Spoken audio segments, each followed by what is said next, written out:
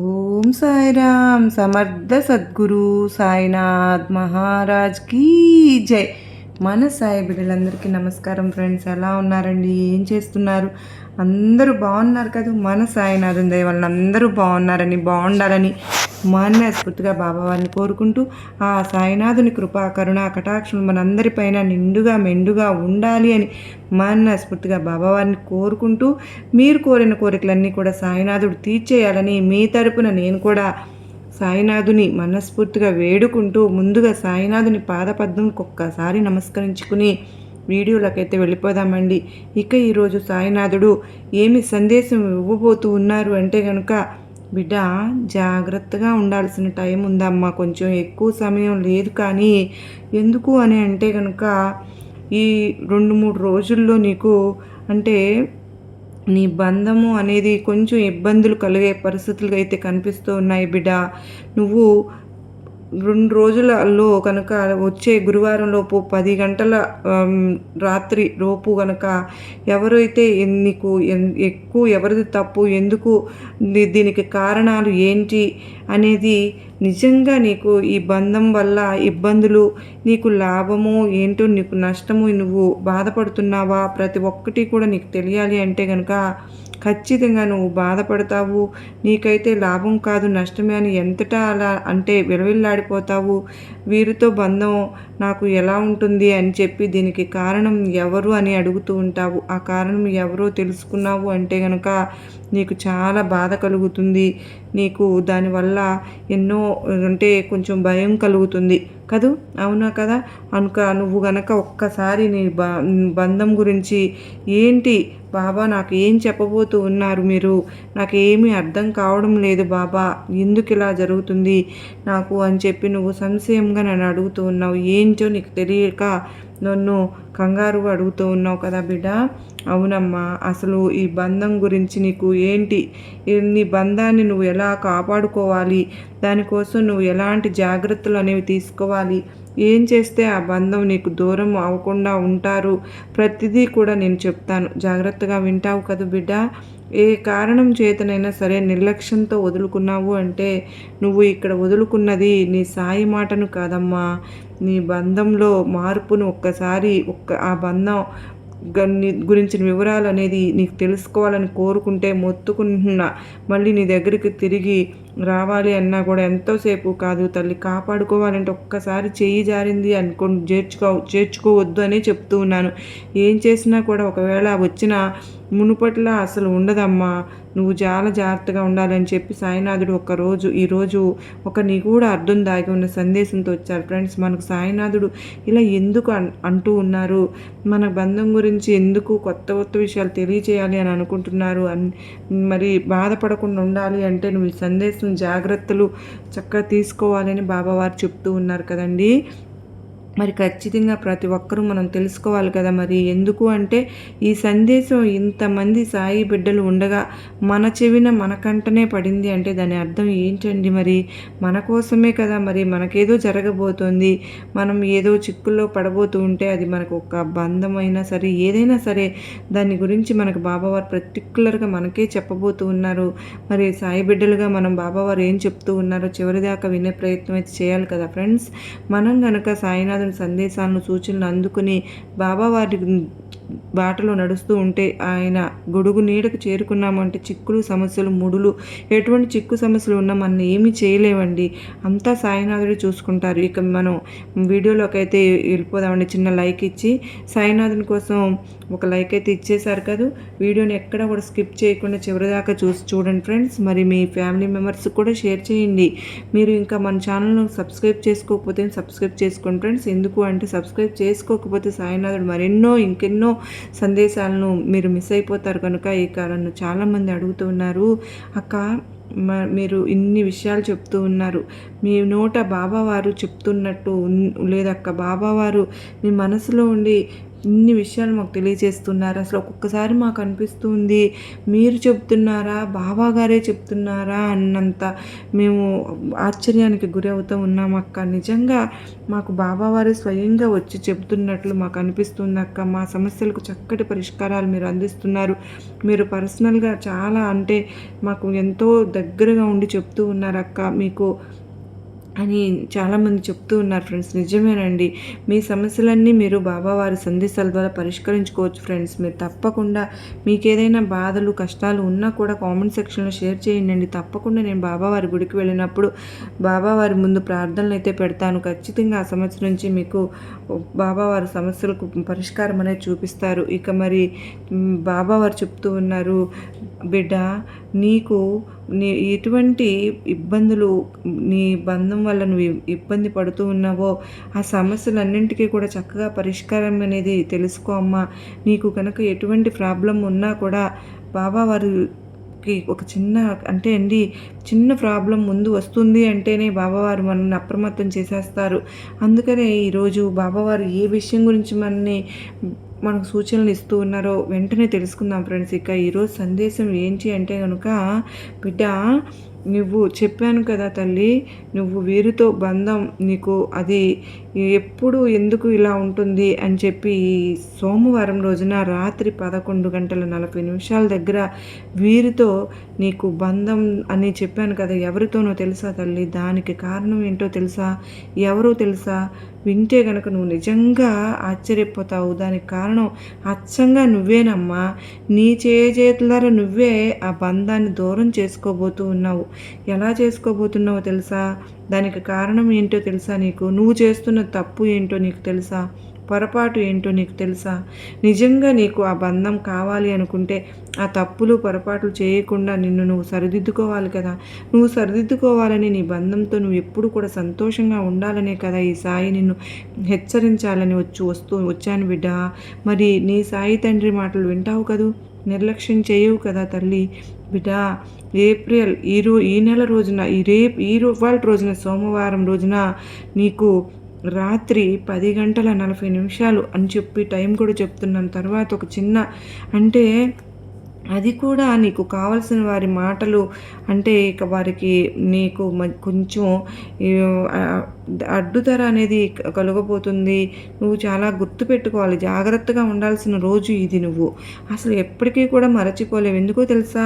నీ బంధానికి నువ్వు ఇబ్బంది అనేది దానివల్ల ఏంటి ఈ సంఘటన ఒకటి నీ జీవితంలో సోమవారం రోజు అయితే ఈరోజు రాత్రి అనుకూల ఫలితాలుగా మార్చుకోవడానికి కూడా తప్పకుండా ఇలా చేస్తే కనుక మంచి జరుగుతుంది. లేదంటే నష్టం కలగనివ్వకుండా నీకు ముందు జాగ్రత్త చర్యగా నేను చెప్తూ ఉన్నాను. ఈ జాగ్రత్తలు నువ్వు తీసుకుంటే నీ బంధంతో నువ్వు జీవితాంతం చక్కగా సంతోషంగా కలిసి ఉంటావమ్మా. ఏం జరగబోతుందో తెలియాలి కదా నీకు. తప్పకుండా నీ సాయి మాటలు నువ్వు పెడచెవిని పెట్టకుండా వింటేనే నీకు తెలుస్తుంది తల్లి. ఇంకా నువ్వు ఏంటి అంటే కనుక నీ స్వయంగా తెలుసుకునే ఆలోచనలు నీకంతగా కలిసి రాకపోవచ్చు తల్లి. జాగ్రత్త. అలాగే కుటుంబ విషయంలో అప్రమత్తంగా ఉండాల్సిన అవసరం ఉంది. ఉక్కిరిబిక్కిరి అయ్యే పరిస్థితులు వస్తూ ఉంటే గనక ఆ సందర్భాలు నువ్వు ఎదురవుతే గనక నువ్వు అనుకున్న మొదలుపెట్టిన పనిలో గనక శ్రమ తప్ప ఫలితం అనేది ఉండకపోతే ఇక నువ్వు ఏదైనా సరే ఇల్లు కట్టడము అట్లా చేస్తూ ఉన్నావనుకో, వాటిలో అవాంతరాలు కలగకుండా ఆర్థిక ఇబ్బందులు చిక్కులు వస్తే గనక అలాంటి మిత్రులతో కారణంగా నీకు ఎటువైనా విభేదాలు కానీ కలిగే అవకాశం ఉన్నా కూడా నువ్వు చాలా జాగ్రత్తగా అధికంగా ఎదుటివారు చెప్పే మాటలు వినేటటువంటి తత్వం అనేది నీది కదా. అందులో నిజానిజాలు పక్కన పెట్టేస్తూ ఉన్నావు. విన్నదాన్ని ముందుగా భుజానికి ఎక్కించేసుకుంటున్నావు. అందువల్ల కాస్త చిక్కుల్లో కూరుకుపోతున్నావు కనుకనే దానివల్లనే నీకు నా బిడ్డను బయట వేయాలి, ఈ సమస్యలు పరిష్కారం చూపించాలని ఎంతో ఇష్టమైన నా బిడ్డకు నేను ఎంతో అభిమానించే నీ నుండి దూరం అవ్వకుండా నేను ఈ మాటలు ప్రయత్నం చేస్తున్నాను. నువ్వు చెప్పుడు మాటలు వినే మనస్తత్వం అనేది ఎవరు ఏది చెప్పినా కూడా ఇట్టే నమ్మేస్తూ ఉన్నావు. వాళ్ళు నీ మనసుకు దగ్గరగా అయిన వాళ్ళు, నీ సొంత వాళ్ళ గురించి నీకు ఏది చెప్పినా కూడా నమ్మేస్తాం. ఎదుటివారు ఎలాంటి వారు అని ఒక్క నిమిషం కూడా ఆలోచించము. అయితే వీళ్ళు చెప్పేది నిజమా కాదా అని నువ్వు ఒక్కసారి వ్యక్తిత్వం వాళ్ళది ఎటువంటిది, ఎదుటివారి వ్యక్తిత్వం ఎలా ఉంటుంది అనేది వారు కావాలని ఇలా చెబుతున్నారా అంటే గనక నీకు ఒక్కసారి ఒక అవగాహన అనేది కలగాలి కదా. నీ అయిన వాళ్ళు చిచ్చు పెట్టాలని ఇలా చెప్తున్నారా, ఏవి కూడా నువ్వు ఆలోచించకుండా, ఇక నీ వాళ్ళ గురించి ఆలోచించకుండా, నా వాళ్ళు ఇలా చేయరు కదా అలా చెప్పుడు మాటలు వినేస్తూ ఉంటావు. ఆ చెప్పుడు మాటలకు భుజాలకు ఎక్కించేసుకుంటున్నావు, భుజాలకు ఎత్తుకుని దానివల్లనే ఇన్ని సమస్యలు కూడా తెచ్చుకుంటున్నావు. నీ మనసుకు నచ్చిన వాళ్ళు, దగ్గరగా ఉన్నవాళ్ళు అయిన వాళ్ళు సైతం దూరం కాబోతున్నారు అంటే తప్పకుండా నీ యొక్క కోపం వల్ల, నీ యొక్క చెప్పుడు మాటలు వినే దుర్గుణం వలన ఈరోజు ఇలా జరుగుతోంది. కనుక వారితో నీకు చాలా అలవాటు పడిపోయి ఉన్నావు. వారు లేకపోతే నువ్వు ఉండలేకపోతున్నావు. నీ జీవితంలో కష్ట నష్టాలను పంచుకోవడానికి ప్రతి ఒక్కరికి కూడా ఒకరుంటారు కదా తల్లి. అలా చెప్పుకోవాలి అంటే కనుక ఇప్పుడు దూరం అవుతాయి. నువ్వు ఇలా చేసుకుంటే నువ్వు ఎలా ఉండగలుగుతావు చెప్పు. నీ కష్టం పంచుకునే వాళ్ళు ఎవరు అని చెప్పుకోవచ్చు కదా. వారు ఎవరైనా కావచ్చు తల్లి.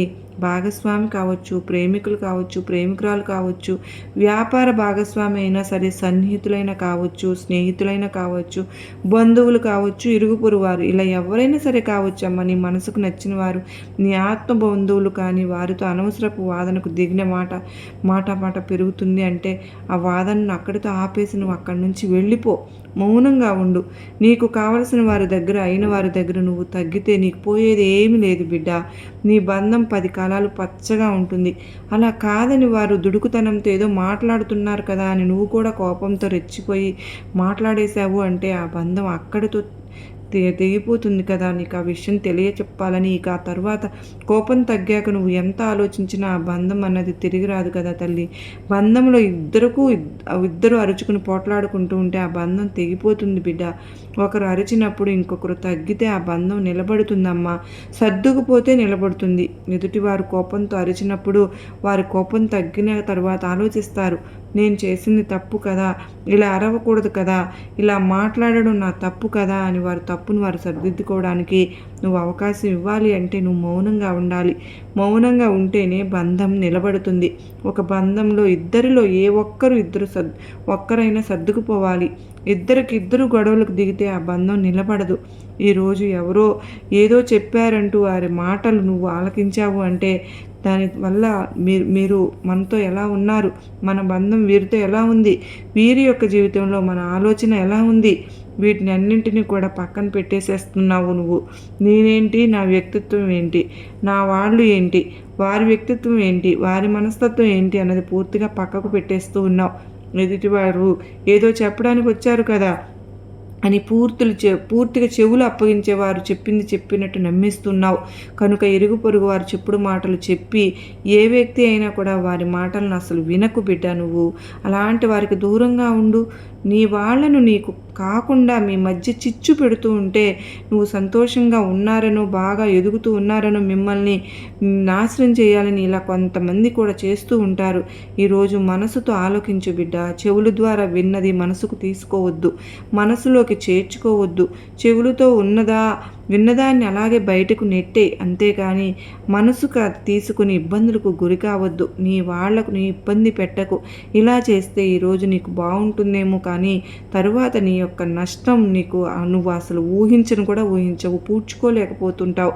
అలాంటి నష్టం నీకు జరిగిపోతుంది. అప్పుడు నీకు చెప్పుడు మాటలు చెప్పిన వారు రారు, నీ సహాయానికి వాళ్ళు వస్తారా? రారు కదా. నీ కష్టానికి కూడా రారు. నువ్వు బాధలో ఉంటే నీ కన్నీళ్లు తుడవడానికి కూడా రారు. నిన్ను పలకరించడానికి అంతకంటే రారు. ఎందుకంటే వారి పని అంతటితో అయిపోయింది, ముగిసిపోయింది. వారు అనుకున్నది సాధ్యం చేశారు. ఏంటిది? మీ ఇద్దరి మధ్య చిచ్చు పెట్టాలని, మిమ్మల్ని దూరం చేయాలని. మీరు బాధపడుతూ ఉంటే వారు చూడాలి అని చెప్పి అనుకున్నారు. అది అయిపోయింది. ఇంకా వారు చస్తే మనల్ని ఓదార్చడానికి కూడా రారు, పలకరించడానికి అసలే రారు. ఈ విషయం గుర్తుంచుకో. అప్రమత్తంగా ఉండు బిడ్డ. ఈ బంధానికి ముగింపు పలికే విషయంలో అహంకారాన్ని పక్కన పెట్టి, కోప వేషాలు పక్కన పెట్టి బంధాన్ని కలుపుకొని ముందుకు సాగాలమ్మా. అంటే ఒక్క అడుగు వెనక్కి వేసిన తప్పేమీ లేదు కదా. అందుకంటే అక్కడ నీ కిరీటం ఏమీ కింద పడదు కదా. నీకు గొప్పతనమే తెలుస్తుంది కదా. నువ్వు ఒక్క అడుగు వెనక్కి తగ్గావు అంటే అక్కడ నువ్వు గొప్ప వ్యక్తివి అని అర్థం చేసుకో. మాటలు పడ్డా తప్పేమీ లేదు తల్లి. ఎందుకంటే బంధం కదా. ఆ బంధం ఒకసారి దూరం అయిందంటే బాధపడతావు. ఆ మాట కాసేపటికి మరచిపోతావు. కానీ ఎదుటివారు మంచివారు అయితే గనుక ఖచ్చితంగా ఈ నియమాన్ని పాటించక తప్పదు తల్లి. ఈ రోజున ఈ విషయంలో ఏమాత్రం అశ్రద్ధ వహించిన కారణంగా విభేదాలు కలగటాన్ని జీర్ణించుకోలేకపోతున్నావు. మున్ముందు వ్యాపారంలో కూడా ఈరోజు కొన్ని అంచనాలు తప్పి నిరాశ చెందుతున్నావు. వ్యాపారంలో ఇబ్బందులు ఎన్ని ఎదురైనా సరే, చికాకులు పడినా సరే కానీ ఈ రోజుకు మనసుకు తీసుకుంటూ ఉన్నావు. ఉద్యోగాల్లో అదనపు బాధ్యతలతో సతమతమైపోతావు. మానసిక ప్రశాంతత కాస్త లోపిస్తూ ఉంది కదూ. ఒంటరిగా నువ్వు ఇబ్బందులు పడుతూ ఉంటావు. నువ్వు ఒంటరిగా ఉండడానికి ప్రయత్నించు తల్లి. ఎందుకంటే మనసు అసలే చిరాగ్గా ఉంటుంది. ఒంటరిగా ఉండడం మంచిది. ఎవరితో ఎటువంటి విషయాలు కూడా చెప్పుకునే ప్రయత్నాలు అసలు చెయ్యవద్దు. ఇంకా చిచ్చు పెట్టి ఆ కలహాన్ని ఇంకా రెచ్చగొట్టేలాగా చేస్తారు. కష్ట నష్టాలు బాధలు అన్నీ కూడా ఒంటరిగా కూర్చుని ఆలోచిస్తే సమస్యకు పరిష్కారం కనుగొంటావు తల్లి. నీ యొక్క మానసిక పరిస్థితి అనేది ఖచ్చితంగా సరిగ్గా లేకపోతే గనక నీ ఇష్టదైవాన్ని తలుచుకో బిడ్డ. లేదు అంటే గనక నీ సాయి మందిరానికి ఒక్కసారి వెళ్ళు. అక్కడికి వెళ్ళి ప్రశాంతంగా నీ సాయి కళ్ళల్లోకి చూస్తూ అలా కాసేపు కూర్చో. నీ మనసులోని బాధ, నీ గుండెలోని బరువు మొత్తం కూడా దిగిపోయి కొండంత ధైర్యం నీకు వస్తుంది. నా బాబా నా తోడు ఉన్నాడు, నా సమస్యలన్నీ గట్టెక్కించేస్తాడు, నా తోడుగా ఉన్నాడు, నా బంధాన్ని నాతోనే ఉంచుతాడు, దూరం అవ్వనివ్వడు అని నీకు కొండంత నీకు సొంతం అవుతుంది. ఇంకా కాసేపు అక్కడే కూర్చుని నీ సాయిని ధ్యానించుకో.